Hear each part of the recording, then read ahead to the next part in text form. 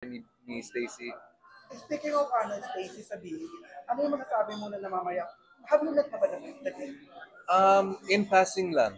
I haven't met them parang personally, parang hi, hello lang. Parang siguro kasi namamaya pag sila yung group nila worldwide, ano yung reaction mo lang na yung P-pop, namamaya pag sa ibang bansa. Nakaka-proud talaga. It's always been my dream na original music ng Pinoy makakalabas na ganun. Kasi there's this point in time sa industriya natin, puro covers lang ng nire-recording eh.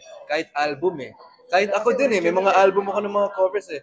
So, ever since then, parang dream ko talaga na parang yung mga artists natin gumawa lang ng original music. There was even a point of time I was doing campaign na parang original music only. Nag-tour ako ng mga artists ko, yung pangalan ng tour, original music only. Ganon kami ka-passionate sa OPM na ayaw namin, maganda naman yung mga covers, pero mas maganda ng original. And now, OPM is blooming so much because of that. Beanie is doing it. Sina, SB19, everyone is coming up with these great songs and it's getting out to the world. And nakaka-proud talaga and the more the merrier. Walang agawan, walang selosan. Everyone is in their own lane, doing their own thing and maganda 'yun. So, the more the merrier. Kung gagawa pa kayo ng mga original music, mga artists, gawa kayo lang ng gawa. Game, go lang. Ano yung favorite song sa Bini? Sorry? Yeah, favorite song. Ano mo na rin ba siya? Na-challenge mo na rin? May bago sila ngayon, yung Salamin.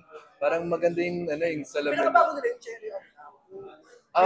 Okay, Cherry on. Oh, that's right, Cherry on Top. Pero I like the Salamin yung message niya. Oo, ganda nun. Kung may gusto ko ba mag-collaborate sa mga bagong artists, Sa mga bagong artists, mga singers, collaborate. Yung mga naging hit sila Mati ba? I think si JK. JK would be a great collaboration. Pag halo yung style namin, si Juan Carlos.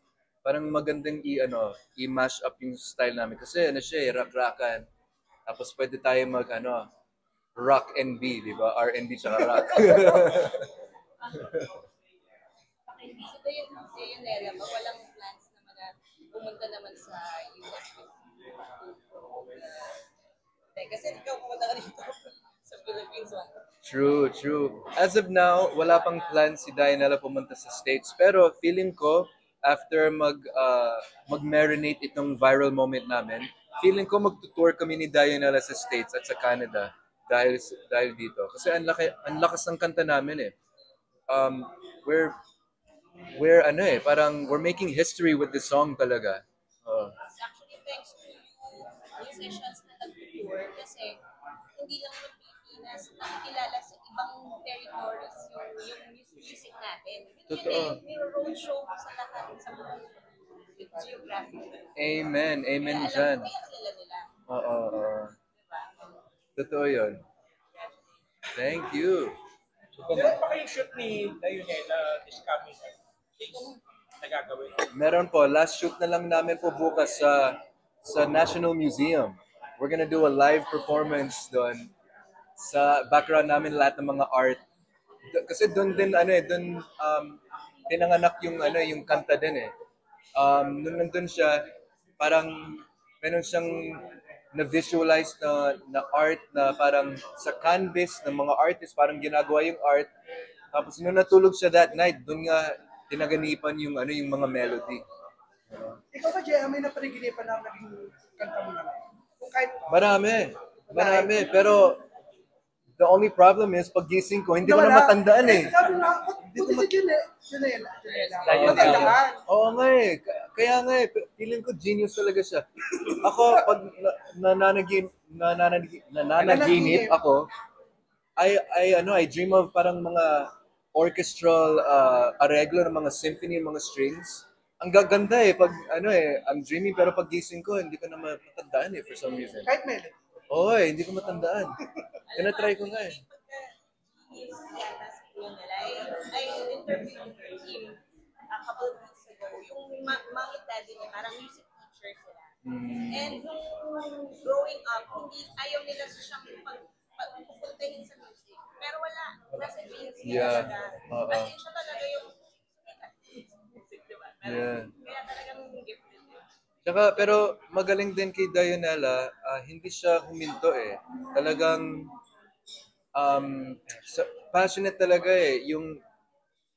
It's really building talaga. You have to be persistent talaga. Kasi kung paano-ano ka lang as an artist, tapos magkukwit ka na, wala talaga mangyayari. So sa kanya, hindi siya nag-quit. Tuloy-tuloy lang. And ganito na nangyayari sa kanya. So I encourage for mga ibang artists, you just keep going. Don't ever stop. So, under ka na ng Cornerstone. Sorry? Under ka na ng Cornerstone. Yes, yes. So, yun, we know naman na maraming artist talents yung Cornerstone. Sino ba yung gusto mo so, makawork din with Oh the Cornerstone yeah. artists? Ang dami. Si Moira, isang cornerstone artist na gusto kong i-collab. Siyempre si Kyla, di ba? Meron din silang mga grupo din na mga bago din eh. No? Sina Yes My Love, yun. Mga P-pop, G22, di ba? Sino pa ba? Sina Yeng. I would love to collab with Yeng Constantino and si Inigo. DJ. DJ and PhD. TJ, tama, si KZ, you know? Kung pwede nga, lahat, mag-collab na lahat eh. Galing. Magkaroon ng all-star album. Yeah! All-star album. All-star All-star album. with Cornerstone.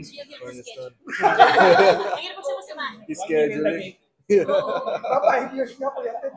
Sa sobrang kaya Ang galing nun, lahat magko-collab-collab, tapos isang album. Actually, pwedeng dream project. Oo.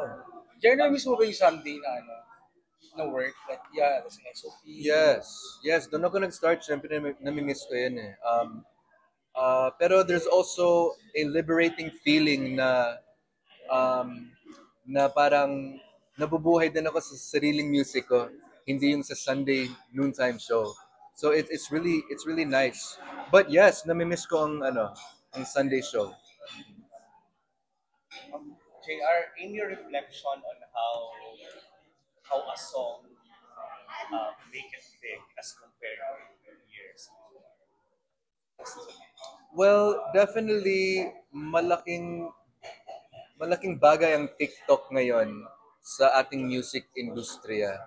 Parang doon na yung dati kailangan magradyo ka, kailangan mag-guest sa noontime show.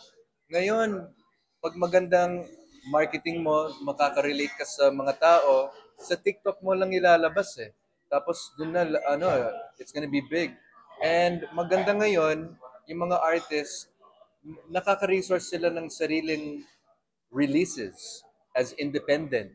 Hindi na sila maghihintay ng record deal, hindi na sila maghihintay ng TV deal. Gagawa sila ng music tapos ilalabas nila sa mga aggregator tulad ng CD Baby, DistroKid, mga ganun. So, malaking bagay din yung internet sa mga artists ngayon.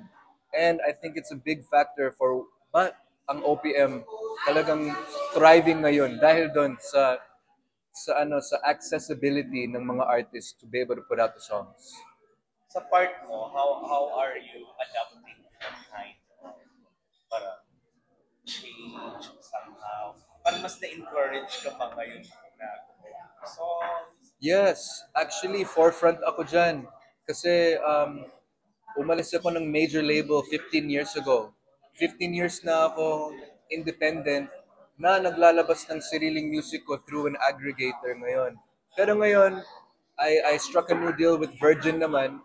So, pero yung record label ko, Homeworks, pa rin ang independent label. Tapos, yung distribution sa Virgin. Pero sa umpisa, hindi pa uso yung mga yung mga artists maglalabas. Nung bagong technology, I jumped on it right away. I started my label Homeworks and I started putting out music na super ang hirap kasi pag nasa major label ka, sila magma-marketing, may network na sila, may lahat ng may mga tour na naka-line up, may tulong, may pera na gagalaw para sa iyo.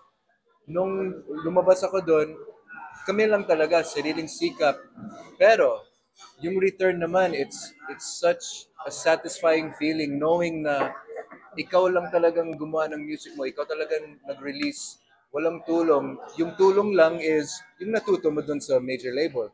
In-apply mo na lang sa sarili mo. So, I would say nasa forefront ako noon nag-start and parang naging na siya, sikat na to be able for artists to be able to do it for themselves. Any surprising interpretations of your song na nakita mo in social media? Yes. Ang dami. Meron akong na-discover na artist na taga Cebu. Nag-remake siya ng Bakit Pa Ba. Tapos, parang kinanta niya lang na very raw, hindi recorded. Tapos, tinag niya ako, nakita ko one day. Nasa LA pa ako noon eh. Nakita ko, tapos, nung nakita ko, ang galing kumanta. Tapos, ni-research ko yung mga ginagawa niya, na-impress ako. So, kinontak ko na siya. Sabi ko, hey, gusto ko yung ginawa mo, collab tayo, tulungan kita. So ngayon, nasa label ko na siya, ang pangalan niya is Jet. Meron kaming, J-E-T. Meron kaming bagong kanta, it's called Ligaw, na first time niya pumunta dito sa Manila, first time niya mag-wish bus, first time niya pumunta sa Baguio, mag-Cozy Cove, first time niya talaga to be in the industry, and parang ginugroom ko siya dahil sa isang remake na ginawa niya lang sa TikTok. Yeah. How do you feel yan pala? Kasi with social media, parang wala nang nagiging lumang kanta. Di ba? Parang nagkakaroon ng bagong BS, songs, Tama. ganyan. Pero sometimes, yun nga lang, nag-iiba-iba yung interpretation, di ba? Yes, Pero yes. nagiging kalokohan na yung song. Di ba, like for example, maybe this time ngayon, di ba? Ni Sarah G, parang romantic naman, tapos biglang naging sayaw na kalokohan. How do you feel with the kind of parang how people interpret songs? Yung mga interpretation minsan nakakatawa talaga, and I encourage it kasi nagiging sariling lane nila yan eh. Gumagawa sila ng remake pero parang sadya na pampatawa tulad ng singing, yung part na Pinipining salamahan ka. May gumawa si Jayat ba yun? Yung parang, pabili ng empanada dun sa kabilang kalsada. Iniiba din nila yung lyrics. Ang kulit. Kahit na parang playtime lang, nakakatawa din eh. Tapos nagba-viral din sila. So, I encourage it. You know, social media is giving so many opportunities sa mga ibang mga creatives talaga.